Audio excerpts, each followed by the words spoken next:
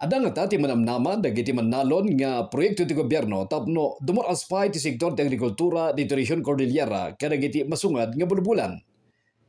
Dahil ti maysa kadagiti solsod nga damdamagan dagiti mannalon iti panakilangan kadakwada ti Bombo Radio.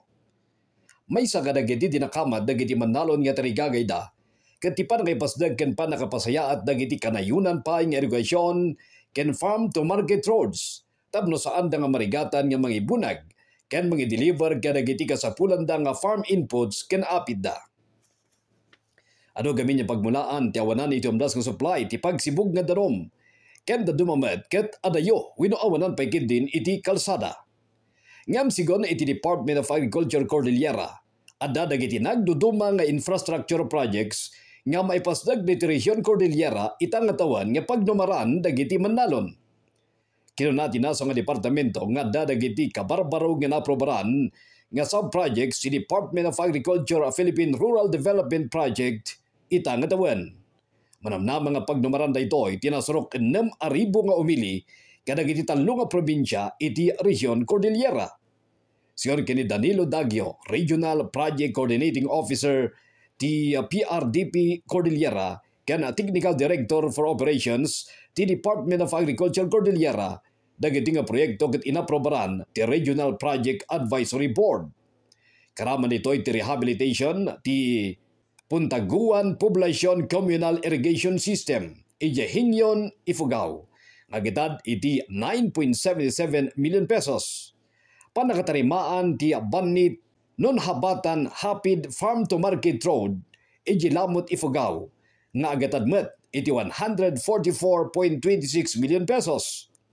Ken ti konstruksyon ti Malamat Bitabit Kataw Farm to Market Road nga daan itirangtay sa Yaparasilis, Mountain Province nga daan iti 287 million pesos nga pondo.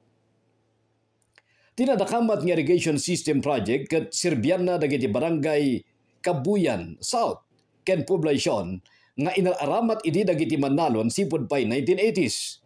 Nopay kasta nabaybayan da ito'y agingga nga nadadael agsibot saan nga natartarimaan gapu iti kinakurang ti pondo dagiti umili sa jay.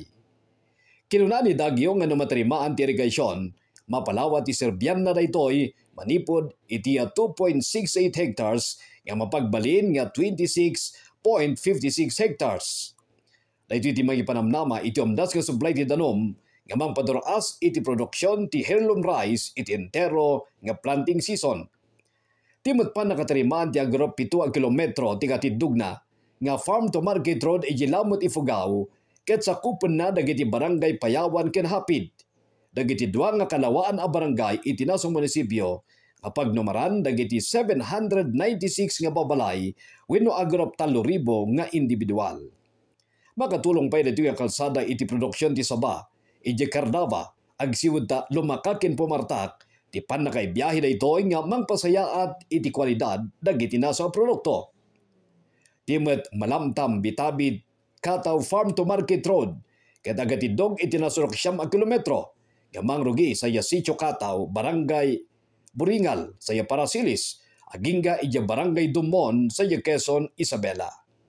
Kapu iti dayta napirmahan ti maysa nga Memorandum of Agreement wenno katulagan itinagbadan iti Mountain Province ken Isabela para itinasa proyekto. Ti 1.8 kilometro gamin na paso tinasa kalsada ket masakupan ti Isabela. Tangay tinasa kalsada ket lumasat sa Barangay Buringal. Manamnama nga pagdumaran daytoy dagiti residente iti Barangay Bakari ken kadagiti kasideg na lugar iti Tabuk City, Kalinga nga paramanan ti Malalaw ken Kalakad. Mapatapat na nga dumanon iti 876 nga babalay wenno nasurok 3,000 at tao ti agdumar iti daytoy. Iti kanito nga may lapas sina sa proyekto saan nalaing nga paduraasan ti sektor ti agrikultura tudikit karaman pa iti edukasyon sa lunat ken napapateg nga serbisyo. Siganmat kini Attorney Jenny Lindawayan, Regional Executive Director ti Department of Agriculture Cordillera ken Chairperson ti Project Advisory Board, dagito nga proyekto ket pasatlaeng ti binilyon nga pisos ti gatad nga proyekto iti sidong ti Philippine Rural Development Project nga agpampanggap nga mangpasaranta iti sektor ti agrikultura. Nga madamat kaditi manamnam mga proyekto iti dumapay nga farming communities iti Cordillera. Dahil tiintay padaanan mga kabombo, agsibot na sigon kini Department of Agriculture Secretary Francisco Cho Laurel Jr. agtultuloy ti iasidagda kadagiti mannalon iti nagduduma a lugar iti Pagilian tapno mapasaya ti kasasaad dagiti mangmangged iti sektor ti agrikultura. Pagbubutihin pa ho ng Department of Agriculture ang mga aming kailangan gawin para sa ating magsasaka, mangingisda at maghahayop. At asahan ho nyo na talagang doble kayod tayo at kami ho'y pupunta sa inyo at makikipag-usap at iikot kami at para masilbihan kayo na maayos.